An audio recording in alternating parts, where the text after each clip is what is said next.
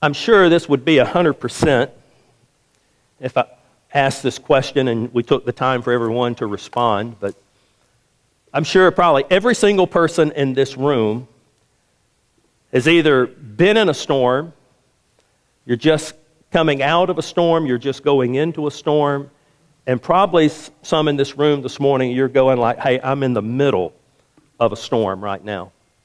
Because storms come. We can't predict the timing of a storm. We can't, as good as our meteorologists are, they can't predict the exact time that a storm is going to hit, but we can predict the certainty that storms are going to come. And it doesn't matter if you're rich or you're poor, if you're young, you're old, doesn't matter if you're a Christ follower and you grew up in church or you've never been to church and you're far from God. Doesn't matter any of that because no one is exempt from storms. And how we prepare for the storm, we talked about this last week, how we prepare going into a storm determines whether we survive that storm or not. In fact, God has given us an advance warning of storms, and we talked about this last week, storm warnings. It doesn't mean that it's possible that a storm could happen. A storm warning means a storm is coming. It's already brewing, it's already there, and it's about to hit. And Jesus gave us a storm warning in Scripture. He gave it to us in John 16 and verse 33. He said, in this world you'll have trouble. In this world you're going to have storms. You're going to have bad experiences. You're going to have bad circumstances. In this life you're going to have storms. That's not real encouraging, is it? But I love he didn't stop there. He said, but take heart because I've overcome the world. I've overcome those storms. So what do you do in response to storm warnings? What do you do to prepare yourself going into a storm? And last week we just ran through the first one is stay close to Christ, okay? Stay close to Christ. Keep your relationship, nurture your relationship with Christ. Second one was secure your faith. Okay, make sure that you're solid in your faith. Make sure you know that you know that you know and remove the doubts. Third one was stay in community with other Christ followers. We fight better. We survive better when we fight as a group, when we stand as a group, when you've got people around you who can encourage you and speak life into your life. And then the last one was to know and to realize going into the storm that God is in control. Makes all the difference in the world when you're facing something. And it may be like the world is falling apart, but you know that ultimately God is in control. I shared with you last week one of my stories, and I'm sure every person in the room this morning, you've got a storm story. Oh, we were out, doing this, and this storm came up, or we were at the house, and this horrible thunderstorm came, and the power went out, or a tree fell, and everybody's got their storm story, or stories, of what you've experienced in natural storms and storms that have come into our life. But the Apostle Paul, I think he has one of the best storm stories of all, and that's what we're going to look at today. And I'm just going to walk you through some scriptures this morning and just make some comments on these scriptures. But we're going to look at Paul and a storm that he went through. Paul was in Jerusalem, and he was preaching Jesus. I mean, he was preaching the gospel of Jesus Christ. And the religious leaders, they didn't like it. They didn't like this Jesus stuff and the Messiah stuff, so they were fighting against him. Finally, they arrested Paul for preaching the gospel. So he's been arrested, he's in Jerusalem, and they have their own little court system, and so the religious leaders are trying Paul for preaching the gospel. And as they're trying him, all of a sudden, a riot breaks out in the courtroom, and some people are wanting to find him guilty and do away with him. Other people are trying to defend him, and all of a sudden this riot breaks loose. So the Roman soldiers step in, and they said, hey, we're going to take Paul, number one, for his own safety, but number two, we're going to arrest him and take him to a safe place. So they take him there, and I'm just kind of breezing through the story here to set up something, but they take him out of this mock trial the religious leaders are having, take him to a safe place. They get word that the religious leaders are trying to assassinate Paul. They're going to try to kill him. So they take Paul during the night, and they take him to the city of Caesarea. They take him out of Jerusalem, and they escort him to Caesarea, and he'll stand trial before another judge. So actually, when he gets to Caesarea, he stands trial before different leaders. One was Felix, one was Festus, and then he stands before King Agrippa, and they're all just trying him and questioning him and all this. And finally, Paul appeals his case, which a Roman citizen had the right to do. He appeals his case to Caesar. He said, we're not getting anywhere here. I'm not making any ground. I'm presenting the gospel, but I want to appeal my case to the highest authority. I want to appeal to Caesar. So as a Roman citizen, he had that right. So they loaded Paul on a ship, and they put him in the charge of a man by the name of Julius, who was captain of the imperial guards, or the imperial regiment. And his journey begins to Jerusalem. They had to get on a ship and sail a pretty good ways over several days and weeks to get to Rome. So he begins his journey, and we pick the story up in Acts 27. And it says the weather was becoming dangerous for sea travel. They'd made several stops already in ports along the way. The weather had become dangerous for sea travel because it was so late in the fall, and Paul spoke to the ship's officer about it. Men, he said, I believe there's trouble ahead if we go on. Shipwreck, loss of life, and loss of cargo as well.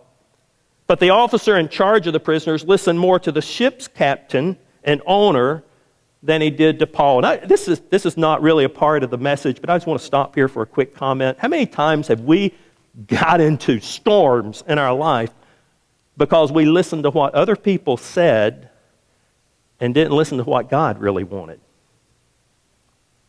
Just let that kind of hang out there for a minute. Let's read on. Verse 13. It said, and just then they had already made port, and they were like, okay, it's getting late in the season, storm season, and all that. So they were in port, and they were thinking, this may be where we stay. Verse 13, it said, just then a light wind began blowing from the south, and it looked like a perfect day for a trip. So they pulled up anchor, and they sailed close to the shore. I want to focus on something just for a second. Just then, a light wind began blowing. And they said, hey, this is perfect weather. And isn't that usually how it is with us and how it happens with us? Everything is going fine. Everything is beautiful. Everything is wonderful. It's just smooth sailing, and we're just so happy. The marriage is good. The children are healthy. The job is going well. The bills are paid. There's money in the bank. We're sailing along, man. It's just beautiful weather for sailing, and we're just having a great time, and everything is smooth. Watch how quickly things change. Next verse. But the weather changed abruptly. I love this. He said, and a wind of typhoon strength called a northeaster burst across the island and blew us out to sea. Did you catch that first part? But the weather changed abruptly. Maybe it's a phone call in the middle of the night. Maybe it's a doctor's report sitting across the desk from him as he begins to go through the results. Maybe the company's downsizing, or maybe they've given you a pink slip. Maybe it's a misunderstanding that ended a close and good friendship. Maybe it's an unexpected bill comes in the mail. Maybe an accident. Maybe a spouse that suddenly decided to just walk out. Maybe it's a child that is rebelling and you're left just wondering, what happened? What did we do? And suddenly we find ourselves in the middle of a storm. And we can identify with the writer's description of how he described it. He said, we were blown away, blown out to sea. We went from smooth sailing and everything's great and everything's fine to all of a sudden we're in the middle of a storm and we're fighting for our lives. The story continues, verse 15. It said, the sailors couldn't turn the ship into the wind, so they gave up and let it run before the gale. Translated is, the sailors finally said, we're totally out of control. We have no control. Everything is beyond our control. And he said, then the sailors bound ropes around the hull of the ship to strengthen it. We've tried to turn things around. We've tried to right the ship. We've tried to just manhandle and suck it up and just go through this storm. We've even tied ropes around everything that we can tie ropes around. We're just trying to keep everything together. We're just trying to keep the family together. We're just trying to keep our job together. We're just trying to keep everything together. And then it goes on. And it said that The terrible storm raged for many days, blotting out the sun and the stars until at last all hope was gone. And for some this morning, you've been in a storm for a while. And you've done everything that you could do to hold it together. You've done everything that you can do to keep from running to the ground or the ship falling apart. And you haven't seen the light of day in a long time, and you're wondering if the sun's going to ever come out again. You've been trying to hold it together, doing everything you know to do it. It seems to no avail. And you don't see any relief or you don't see any hope inside. And these words describe your life right now, that all hope is gone. The story goes on, and he says, no one had eaten for a long time. Finally, Paul called the crew together, and he said, men, you should have listened to me in the first place and not left Crete. You would have avoided all this damage and loss. Now, I read this, it's kind of interesting because Paul's not rubbing it in their faces with this statement. He's not like going, nanny, you should have listened to what I said. I told you so. I told you this was going to happen. You should have listened to me. He's not like rubbing it in their face. But haven't you had that happen before? And I have. Someone comes along, we're in the middle of a storm, we're just trying to keep our head above water, and somebody comes along and says, I told you you shouldn't have done that. Told you you shouldn't have decided this. I told you this was a bad idea. I told you this was going to happen. And it's almost, when they say that, it's almost like they enjoy saying, you know what I'm talking about? They come along and they make statements like, and they'll say it in this expression that they give with it. It's like, I told you so. You know how they just roll their head up and back down? You ever had anybody do that? You're just in the middle of a storm, and they're just like, I told you so. You shouldn't have, or this wouldn't have happened. Paul's not taunting them. He wanted them to know. The reason he said that is, I want you to know that the same God who spoke to me and said, you shouldn't go, y'all shouldn't pull up anchor, and you shouldn't sail on because there's terrible loss ahead. The same God that warned me for us not to go into the storm, he said, is about to tell us how to get out of the storm. They're in the storm of their life. They're fighting for their life. And Paul says, here's what the God who told us not to do this, here's what that same God says about here. Now here's what I'm going to do for you to get you through this. And Paul starts, he said, first of all, take courage. I know it looks bad. I know it looks awful. I know things don't look good right now, but take courage. Have hope. And he tells us this. He says, but take courage. None of you will lose your lives, even though the ship will go down. What he's saying is, choose courage. It's a decision. It's a choice that you make. You decide that you're not going down. He said, choose courage. And our ability to choose courage has a lot to do with having the proper perspective of things and how you see things. You see, we see in the moment. We see what we see right now. We see in what we call real time. It's happening as we see it. The mountain, the waves, the wind, the lightning, the circumstances, the pain, the problem, whatever it is, we see it as it's happening. But God sees the beginning and He sees the end. He sees not just the here and now, He sees what will be.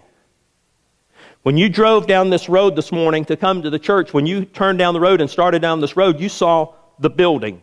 You saw the church. You saw this physical building. Now you can go home today and you can Google this church and you can see the church from an aerial view. You can see this church as how it relates to the community around it, how the houses are close and the lake is close and where it sits in this community. And then if you keep Googling and go out far enough, you'll see a satellite vision of this church. And you won't see the church, you'll see where it's supposed to be, but you'll see a global picture of where we're at. That's it. That's how it is with God. He sees the whole picture. I can see to this door back here, but I cannot see what's beyond that door. But God sees what's on the other side of the door and down the halls and out of the building. He sees it all. Our attitude has a lot to do with our perspective. I thought it was interesting. The Navy SEALs, they teach in their manual, and it makes a statement, says this: survival is a mentality. The way of thinking is you understand that crisis is inevitable, and they anticipate adversity, but their survival, it's a mentality that we're going to survive.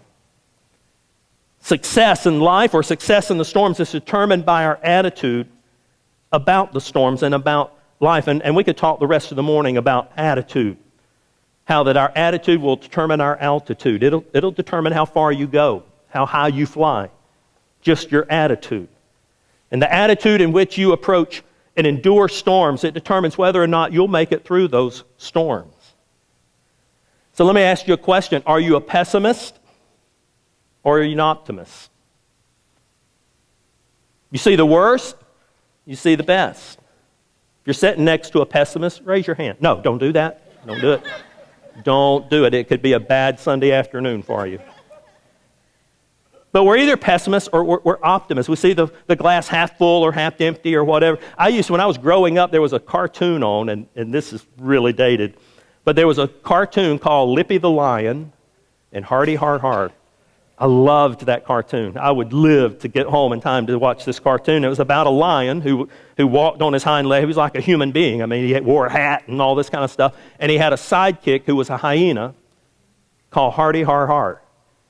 And his line throughout the entire cartoon, no matter what, all the stuff they got into, goofy stuff they experienced, and Lippy the Lion was just like, charge forward, let's just, do this. And Hardy Har Har, the hyena, his favorite line in the whole show, he'd say it all the time. He'd say, "Oh me, oh my, I just knew something like this was going to happen." And he says it, kind of drudgery, "Oh me, oh my, I just knew something like this was going to happen." And there's a lot of those people in life that come into our life and they're like, "Oh me, oh my, this is going to be bad." You're either one of the people that wake up in the morning and go, "Good morning, Lord," or you wake up and you go, "Good Lord, it's morning." You're one side or the other. It's how you see life. It's how you see life. You're either one of the people that's like, this is bad, but we're going to make it through. Or you're on the other side of that, and you're like, we're going to die. We're not going to make it through this. And just a side note on this, stay away from pessimists. Stay away from naysayers. Stay away from doubters, especially if you're in a storm, because you stay around these people long enough, you're going to become like they are. You'll become just like them. In order to keep the proper perspective, surround yourself with people who will encourage you, people who will speak into your life, people who will say, "You're going to make this. Hold on, we're going to stand with you. We're going to go with you through this." Surround yourself with those people. The second thing, Paul said, take courage, and then he said, you're not alone. You're not alone. You're not in this thing by yourself. He said, "For last night an angel of God whom I belong and whom I serve, he stood beside me." Doesn't matter how dark, doesn't matter how fierce the storm you're in right now. God is there. God is there. It has nothing to do with how you feel. It has nothing to do with what you can see or what you can sense. He said, "I am there." The Cherokee Indians, they had a unique initiation for their youth. And when a youth was becoming from a child to a man or from a child to a warrior, this was their rite of passage. And they would take this young Indian child and they would carry him deep out into the forest. And they would set him on a stump in the forest and he would be blindfolded. And they would tell him that you have to sit on this stump. You cannot get up from this stump. You sit on this stump blindfolded all night, and when you see the first ray of sun coming through your blindfold the next morning, then you can take your blindfold off. If you take it off any sooner or if you leave or run, then you do not complete the rite of passage and you are not becoming a Cherokee warrior. And they would take this child out and sit him on a stump blindfolded in the middle of the night, in the middle of the woods. And they would sit there, and you know how it is. You're in the dark, and you start hearing stuff.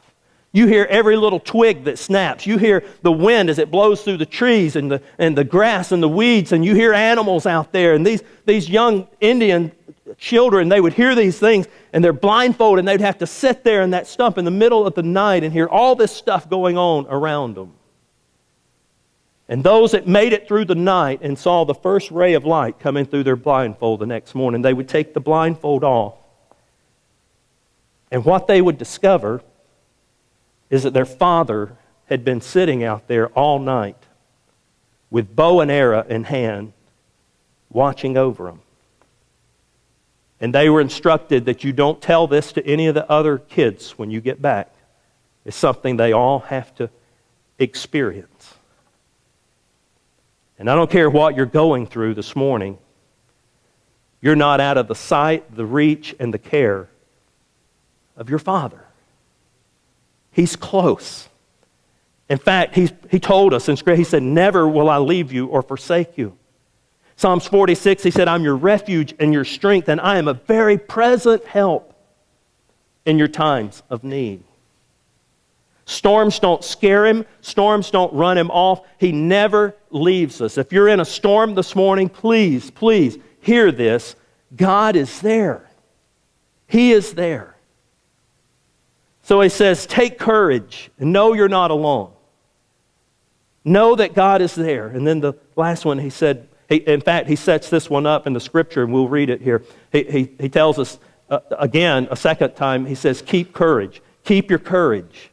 Men, for I have faith in God. Believe God. Believe God. How does that work? Well, it's simply like this. Believe that God says that God is who He says He is, and that God can do what He says He can do.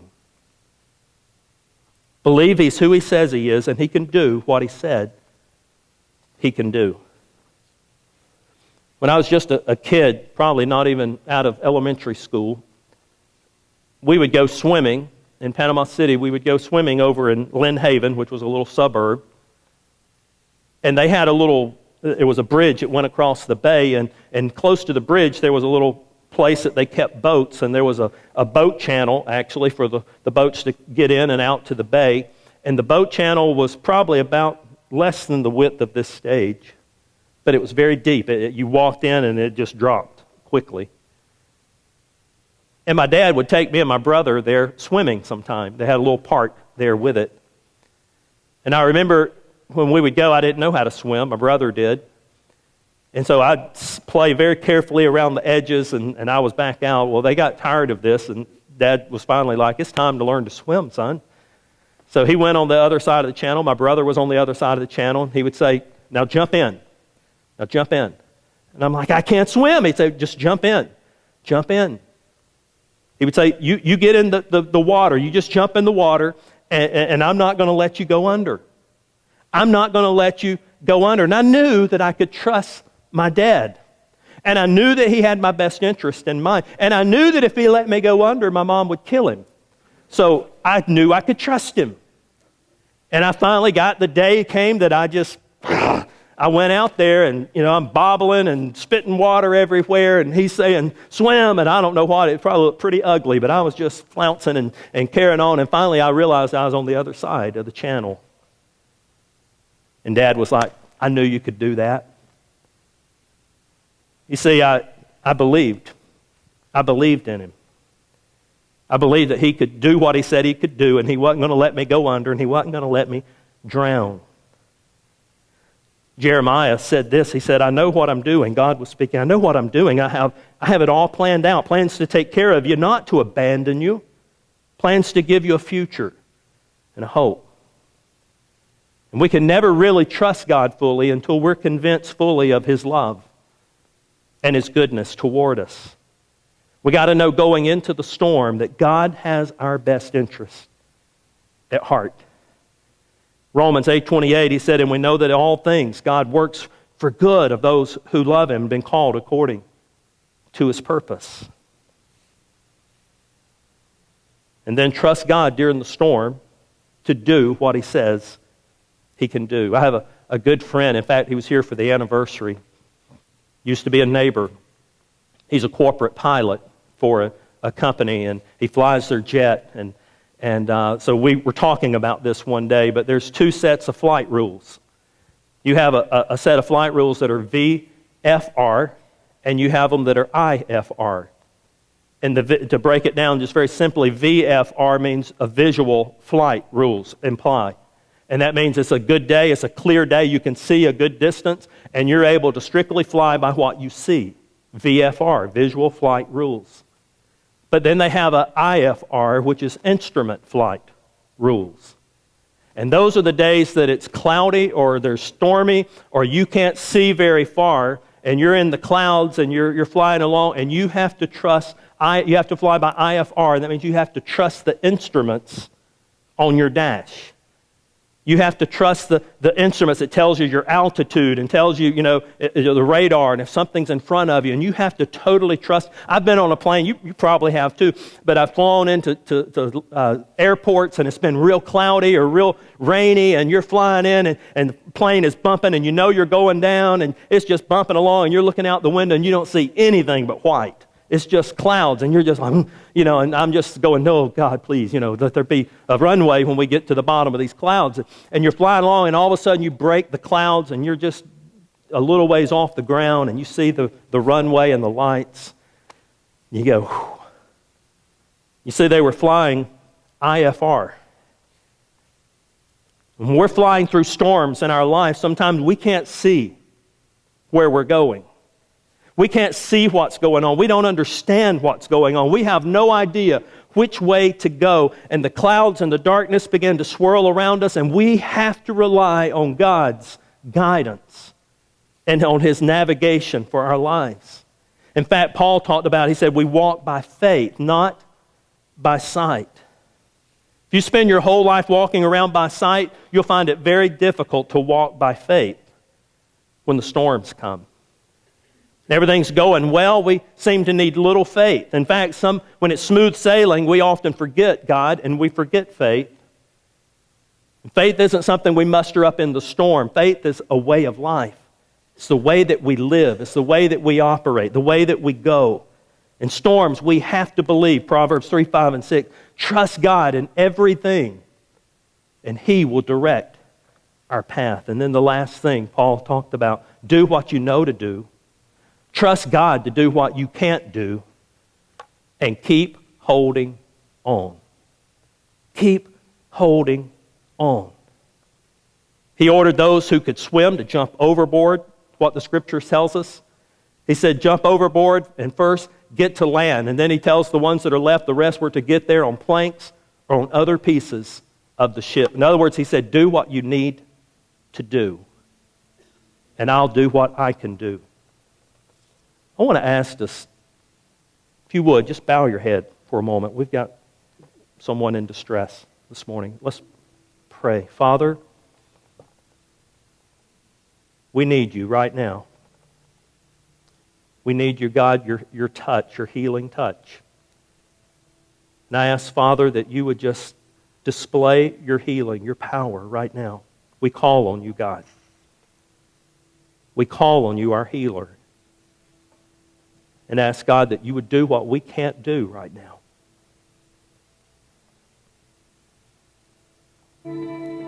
We trust you, God, and ask for your touch.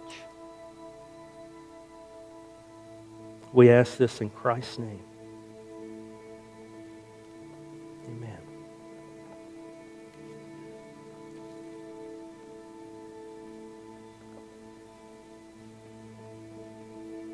When we go through storms, you may get a little dinged up, beat up, scarred. But we hold on to and we trust in God's faithfulness, in God's grace, and in God's power. I love the words of the Hebrew writer, and he said, don't throw away your confidence. It'll be richly rewarded. You need to persevere so that when you've done the will of God, you'll receive what God has promised. When the storm comes, take courage. Don't give up. Cling tightly to God, and you'll survive the storm. I've shared the story before, but I'll wrap up with this.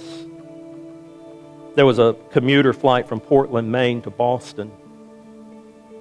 and they'd just taken off. Henry Dempsey was the pilot of the aircraft.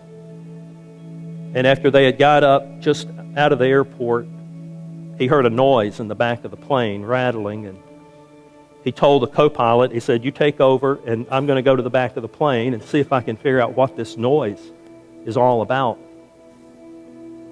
When he walked to the back of the plane hit an air pocket, and suddenly he discovered what the noise was about, that the back door of the plane had not been properly latched, and it flew open, and it sucked Henry Dempsey out of the back of the jet.